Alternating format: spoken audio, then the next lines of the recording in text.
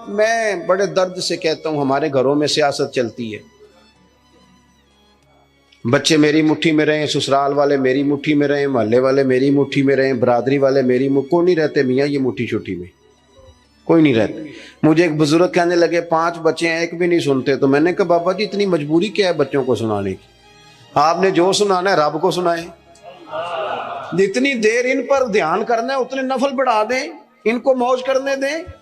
آپ کتنا کو انہیں قائل کریں گے اور کتنا کو مائل کریں گے، یہ تو اسی طرح کا سلسلہ ہے۔ جتنی سیاست ہم لڑاتے ہیں نا لوگوں کو سیٹ کرنے میں، اگر اس سے آدھا وقت بھی اپنے رب کو راضی کرنے میں لگائیں نا تو رب راضی ہو جائے تو لوگوں کے دلوں میں محبت پیدا فرما دیا کرتا ہے۔ نظریاتی بنے، توجہ اتنی بندوں پہ توجہ کرنا، اتنی سیاست کرنا، اپنے آپ کو ہر وقت لوگوں میں گڈ بک میں، کوئی ضروری ہے کہ سارے لوگ ہمیں اچھا ہی کہیں؟ کوئی ضروری ہے؟ کوئی ضروری نہیں۔ کوئی ضروری ہے کہ ہر وقت آپ یہی کہیں کہ ہر کونے سے میری تعریف ہی اٹھے؟ کوئی ضروری نہیں میرے بھائی۔ نظریاتی ہو جائیں، توجہ اللہ رسول کی جانب، توجہ اللہ والوں کی جانب۔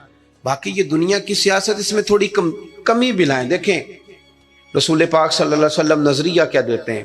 ایک جنگ سے واپسی ہے، حضور آرام کر رہے ہیں، صحابہ تھوڑا سا ہٹ کے ادبن دور دور ہو کے لیٹ گئے، سرور کائنات علیہ السلام بھی آرام کرنے لگے تو تلوار اتار کے درخت کی ٹہنی سے لٹکا دی، حضور بھی آرام فرمائے۔ ایک بندہ آ گیا، تلوار اتار لی، حضور پر تان لی، اور محبوب علیہ السلام فرماتے ہیں آنکھیں سوتی ہیں دل تو میرا جاگتا رہتا ہے۔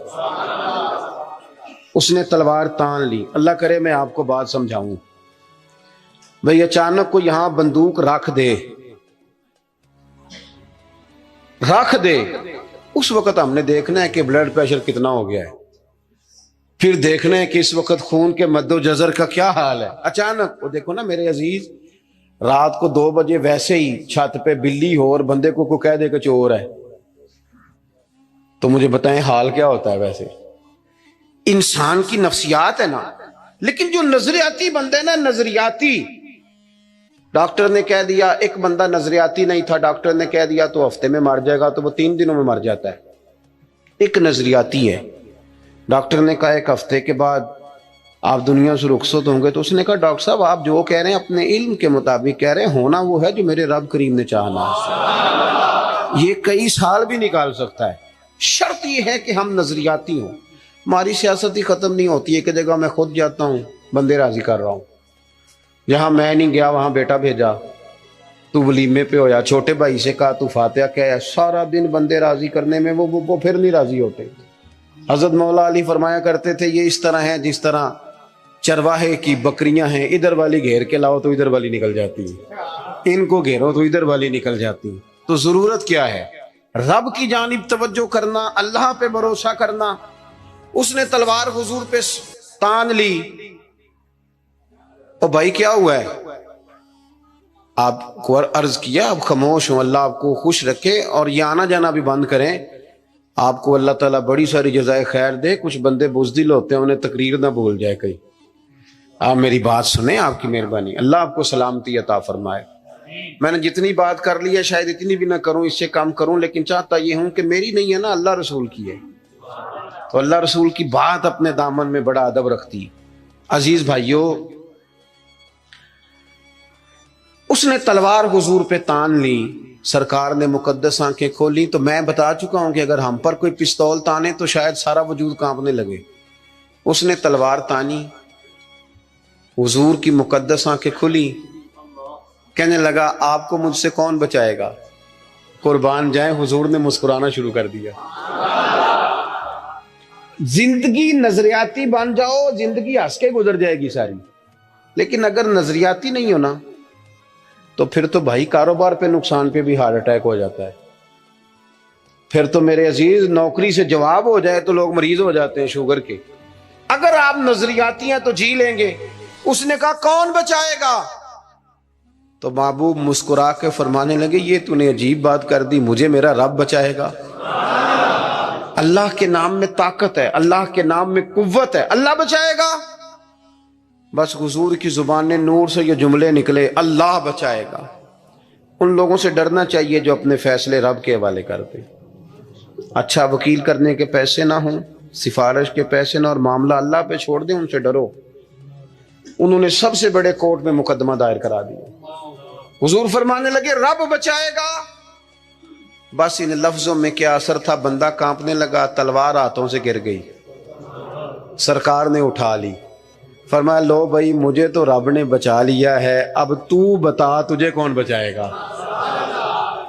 آپ زندگی میں اگر نظریاتی ہیں تو آپ زندہ ہیں، اور اگر آپ لگے ہوئے ہیں کہ اوہو کیا بنے گا، میری کون سنے گا، گاؤں چھوٹا ہے، میں بات کر بھی لوں گا تو کہاں پہنچے گی، تو کون ہوگا، تو کیسے ہوگا، تو یہ تو کمزوری ہے۔ آپ کے ذمے تو کہنا ہے، پہنچانا تو اللہ کریم کی بارگاہ ہے، کرم کے فضل کا نتیجہ ہے یہ۔ اللہ بچائے گا۔ اس کے ہاتھ سے تلوار گر گئی، حضور نے اٹھا لی، فرمایا مجھے تو رب نے بچا لیا ہے، اب تو بتا تجھے کون بچائے گا۔ کہنے لگا حضور میں نے سنا ہے آپ بڑے ہی معاف کرنے والے ہیں، آپ صحیح بتاؤ، ایک بندہ میرے اوپر تانے پستول، تھوڑی دیر کے بعد قابو آ جائے تو وہ مجھے کہے جی آپ تو نیک آدمی ہیں چھوڑ دیں، تو میں کہتا ہوں قابو آ گیا تو میں نیک ہو گیا ہوں، پہلے تو بندوق لے آیا تھا۔ لیکن یہ حضور سید عالم صلی اللہ علیہ وسلم کے ظرف کی، حوصلے کی، اور محبوب کے دل نور کی بڑائی دیکھو کتنا بڑا ہے۔ اس نے کہا سنا ہے آپ معاف کر دیتے ہیں، فرمایا تو نے سنا ہے؟ حضور سنا ہے۔ پھر مسکرا پڑے، فرمانے لگے جا پھر میں نے معاف کیا، ہو گئی بات ختم، معافی تو یہاں پہلے ہے سب سے، جا معاف کیا۔ ایک تو اپنی زندگی میں توجہ اللہ پہ کریں، یہ چھوڑ دیں اتنی زیادہ سیاست، اتنا بندوں کے پیچھے بھاگنا، یہ تو تھکا دیں گے، یہ تھکا دیتے ہیں۔ ان کی ایک خواہش پوری کرو تو یہ دوسری۔ میں آج ہی پڑھ رہا تھا، حضرت سعید ابن مسیب کہا کرتے تھے یا اللہ یہ بڑوں کی آرزوؤں سے بھی بچانا، ان کی آرزویں بڑی ہوتی ہیں، روز نہیں ایک آرزو۔ اور حضور دعا مانگا کرتے تھے، نبی کریم علیہ السلام مسند امام احمد بن حنبل میں موجود ہے، اللہ کے محبوب فرماتے تھے اے اللہ اس آرزو سے بچا جو آرزو ایک اور آرزو میں مبتلا کر دے، وہ خواہش جو اور خواہش میں ڈال دے۔ تو ایک تو توجہ اللہ پہ کریں۔ دوسری بات، زندگی کو بود و باش کو اس کو سادہ کریں۔ سرور کائنات صلی اللہ تعالی علیہ وسلم کا کمال یہ تھا کہ لوگ نا حضور کے ساتھ ڈیل کرنے میں آسانی محسوس کرتے تھے، کہ حضور سے بات آسانی سے کی جا سکتی ہے، سرور کائنات بات سنتے ہیں۔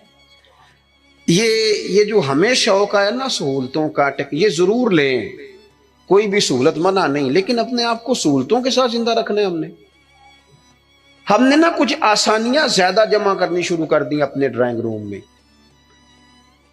سردیوں میں ہیٹر ہے، گرمیوں میں اے سی ہے، اور ہر شہر ریموٹ کنٹرول ہے، اٹھنا نہ پڑے بیڈ سے، توبہ توبہ، اور واش روم بھی اٹیچ ہے۔ اتنی سہولیات جمع کرنا چاہتے ہیں، بس نہیں چلتا، ورنہ جو ہم لا سکتے ہیں وہ تو ضرور آتا ہے۔ اس سے زیادہ جب آپ اتنی آسانیوں کے عادی ہو جاتے ہیں نا میرے عزیز، تو پھر آپ نظریاتی نہیں رہتے، پھر آپ کو قابو کیا جا سکتا ہے، پھر تو ڈاکٹر کو بھی ایسی دے کے تحفے میں تو مرضی کی دوائی لکھوائی جا سکتی ہے۔ حالانکہ اس معاملے میں سفارت چلنی چاہیے، صحت والا معاملہ تو ٹھیک ہونا چاہیے نا، لیکن ڈاکٹر اگر بڑا ہے تو اسے چابی دیں کمپنی والے گاڑی کی، تو اسی کمپنی کی دوائی لکھ دے گا، اللہ ماشاء اللہ۔ جب آپ نظریاتی ہیں، تھوڑے پہ آپ کو گزارا کرنا آتا ہے۔ حضور صلی اللہ علیہ وسلم نے نا ہمیں اپنی سیرت کے تعلق سے جو دوسرا بڑا نظریہ دیا وہ یہ ہے، آپ کو میری باتوں کی سمجھ آ رہی ہے؟ جو نہیں بولتے انہیں بھی آ رہی ہے؟ حضور نے ہمیں اپنی سیرت نور سے ایک پیغام دیا ہے کہ دنیا میں تمہارے مکانات نہیں، تم نے یہاں رہنا ہے مسافروں کی طرح۔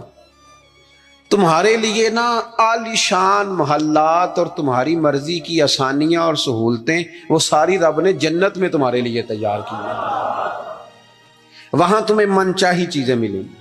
یہاں تم نے مسافروں کی طرح، کن فی الدنیا کانک غریب و عابر سبیل، مسافر کی طرح، راہ گیر کی طرح وقت گزارنا ہے۔ آپ نے کبھی دیکھا ہے کہ بس اسٹاپ پہ جہاں بندے کھڑے ہو کہ بس کا انتظار کرتے ہیں، وہاں کبھی کسی بندے نے جگہ خرید لی ہو کہ یہاں اکثر کھڑے ہونا پڑتا ہے تو چلو جگہ تھوڑی خرید لیتے ہیں، خریدتا ہے کیوں؟ اسے پتا ہے کہ بس آئی تو میں نے چلے جانا ہے۔ प्लेट फार्म पे, रेलवे स्टेशन पे कभी किसी बंदे ने जगह खरीदी है कि यार अक्सर आना जाना पड़ता है तो चलो थोड़ी खरीद लेते हैं? कभी खरीदी है? एयरपोर्ट पे ना मैंने ये देखा है कि आप अपना बैग रख के, हैंड कैरी सामान रख के आप किसी कुर्सी पे जाएं ना, और आप वॉशरूम से होके या किसी तभी हाजत से होके वापस आए तो वहां को बंदा और बैठ गया हो तो बंदे झगड़ा नहीं करते, चुप करके अपना सामान उठाते हैं दूसरी जगह पे। क्यों नहीं करते? उनको पता है कि फ्लाइट आई तो मैंने यहां रट्टा डालने की जरूरत क्या है। आप नबी करीम अलैहिस्सलाम की बात को समझे। हुजूर ने फरमाया कि तुमने यहां मुसाफिर के दिन रहना है। मुसाफिर को 2-2 मरले के लिए झगड़े खड़े करते हैं, वो कुछ 6-6 इंच के लिए रट्टे डालते हैं। उनको तो पता है कि हजरत इजराइल ने आना है और हमने चले जाना है। इसलिए हजरत बिलाल हबशी रदी अल्लाह ताला अन्हु बड़ा अरसा रहे मदीना तैयबा, 10 साल रहे, उन्होंने कोई मकान नहीं बनाया। एक हुजरे में वक्त गुजर गया, को बताए कि शादी से पहले मौला अली शेर खुदा का मकान कहां था, को बताए कूफे में कितनी जायदादें बनाई उन्होंने, कहां मोहल्ला तामीर किए उन लोगों ने। उनको पता था, उनको पता था हजरत उमर पर 80 दिनार का कर्जा था। उन्हें पता था कि जब हुजूर आए थे ना मेराज की रात, तो मुझे बताया था कि उमर मैं तेरा महल देख के आया हूं। तो जब हुजूर देख आए थे तो फिर उन्होंने यहां बनाया।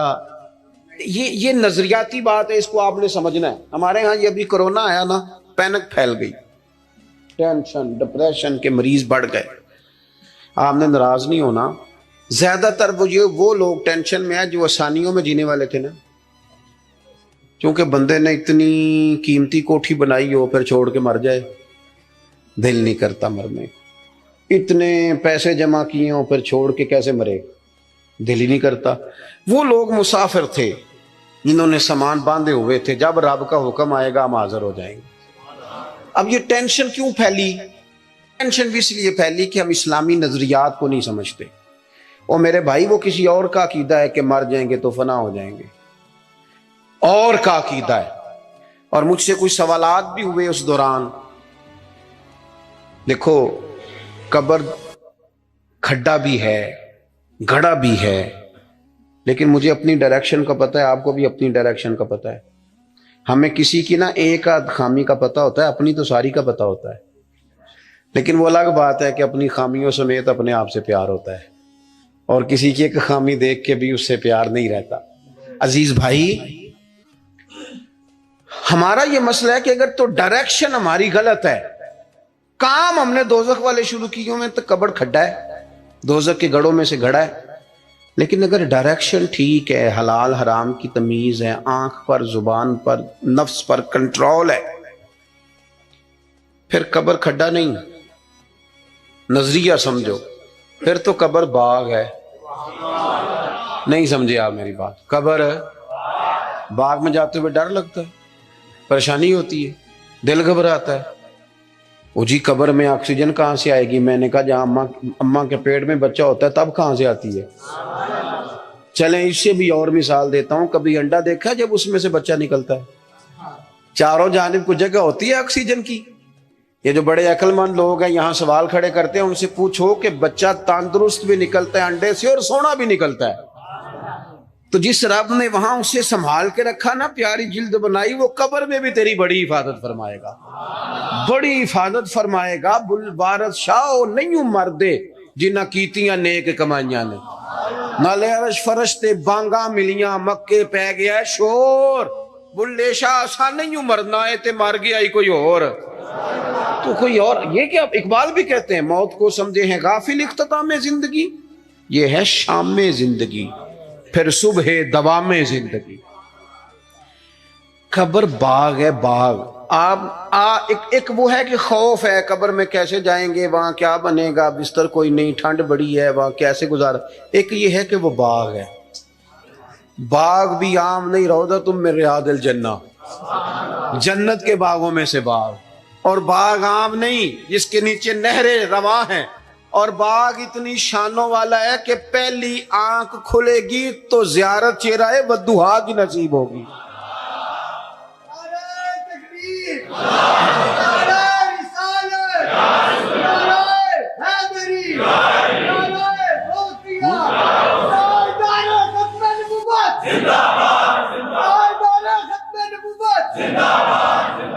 میری بات پر توجہ کر. جب آپ کا یہ نظریہ بن جاتا ہے نا کہ میرے لیے آگے بڑا کچھ ہے.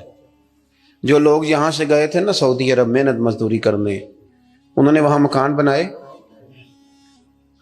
میں نے دیکھا ہے کہ جس نے جو گیا تھا نا 35 سال پہلے جو کمبل خریدا تھا واپس آنے تک وہی کمبل ہے, اور وہاں بیٹھ کے اس کو پتہ ہے نا میرا گھر پاکستان میں ہے, تو یہاں وہ ٹائلیں بھی لگواتا ہے. حالانکہ آ کے سال میں رہنا 15 دن ہے 20 دن ہے, ٹائلیں بھی لگوا رہا ہے, تیاریاں بھی. کیوں؟ ذہن بن گیا میرا اصل گھر ہے. یہ حضور ہمیں سوچ دیتے ہیں کہ تمہارا اصل گھر جنت میں ہے. اسی پنجابی چ ایک لفظ بول رہے ہیں, تم کدے سوچیا بھی نہیں ہوئے گا, بولتے ہیں نا جی. اس کا معنی کیا ہے کہ تیری سوچ سے تیرے ادراک سے ماورا بات کر رہا ہوں. حضور کیا فرماتے ہیں؟ نبی پاک فرماتے ہیں تمہارے لیے رب نے جنت میں وہ نعمتیں تیار کی ہیں نہ کسی آنکھ نے دیکھی نہ کسی کان نے سنی, اور فرمایا تمہارے دل پر خیال بھی نہیں گزرا ہوگا کہ اللہ یہ عظمتیں عطا فرمائے گا. اس کی طرف رغبت تھی. یہ تو آپ آئے ہیں جاہل لوگ جو جنت کا مذاق اڑاتے ہیں. ہمارے بعض نعت خواں اللہ ماشاءاللہ, بعض ادیب, بعض شاعر, بعض واعظین وہ کہتے ہیں میں جنت ہوگا دی گل کرنا. اگاں کتے جانا ہے تو؟ یہی سارا کچھ ہے. جنت میں ہی اللہ کا قرب ملے گا اور یہی رسول اللہ کی زیارت بھی نصیب ہوگی. آگے کدھر جانا ہے تو نے؟ کون سی نئی جگہ بنا لی میاں تو نے؟ بات کو سمجھیں. اب حضور نے نظریہ دیا. حضرت عمر فاروق رضی اللہ تعالیٰ عنہ سرکار سے ملنے آئے. حضور نہ موٹے بان کی چارپائی پہ آرام فرما تھے. ہن تے پائی پنڈاں وچ بھی بیڈ نے, بان دیاں چارپائیاں کتھے رہ گئیاں؟ کی آکھی دا سی مونج دی منجی, بولو نا یار, مونج دی تے جیڑی جیز چ ملدی سی او دے بس پاوے رنگین ہوندے سن. انجے یہ اوہو, لیکن کمال تھی نا یار. مکان کچے بندے پکے, محبت گہری, پیار زیادہ.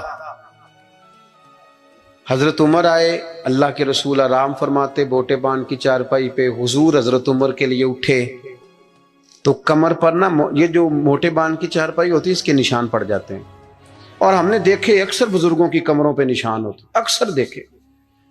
سرکار اٹھے تو کپڑا مبارک ذرا ہٹا تو دیکھا کہ نشان پڑے ہوئے, تو حضرت عمر رو پڑے. دلیر آدمی تھے پر رو پڑے, حضور کی محبت میں روئے.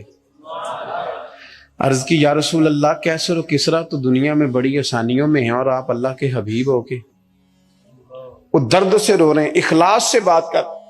لیکن نبی کریم علیہ السلام ان کی سوچوں کو بدل رہے ہیں, انہیں نظریہ دے رہے ہیں. حضور فرمانے لگے عمر تم پسند نہیں کرتے کہ وہ دنیا میں تھوڑی آسانی لیں اور آخرت میں رسوا ہو جائیں, اور یہ پسند نہیں کرتے کہ ہم دنیا میں تھوڑی تکلیف برداشت کریں اور آخرت کی ساری سعادتیں اللہ ہمیں ہی عطا فرما دے. اس لیے حضور نے فقر کو پسند کیا, سادی روٹی کو پسند کیا, کچے مکان کو پسند کیا. جب آپ کا نظریہ یہ نہیں بنتا کہ میرے لیے آگے بڑا کچھ ہے, اتنی دیر تک انسان آخرت کی تیاری کا شوق پیدا نہیں کرتا.